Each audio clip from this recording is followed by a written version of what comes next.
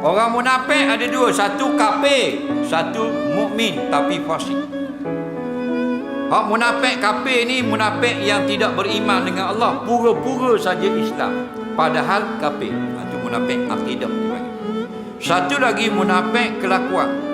Munafik kelakuan ni yang kalau bercakap bohong. Nabi kata ayatul munafik salasun. Tanda munafik 3. Iza ahdasa kaziba. Bila bercakap bohong. Kita lagi hebat dah ni, dah bercakap tu bohong dah. Nampak? Tutup mulut bohong dah.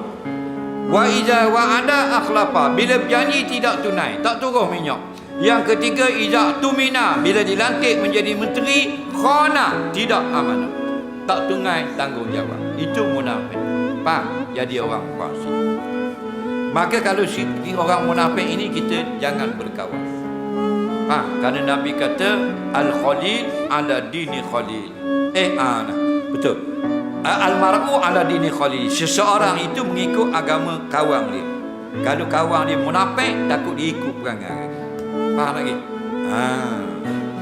Maka fal yanzur man yukhalilhu, hendaklah kamu perhati molek siapa yang kamu nak buat sahabat.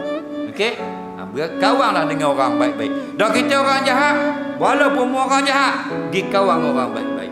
Kalau mungkin kawan orang jahat juga, lagi jahat. Nampak? Sebab kita ni bila dah masuk cahaya baik dalam hati, dia akan jadi baik semua.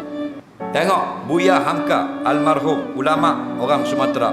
Kena J, Soekarno jahat presiden, J dia. Boh dalam J. Dalam J dia karang kitab tafsir. Tahu tak? Boh dalam J boleh karang kitab tafsir.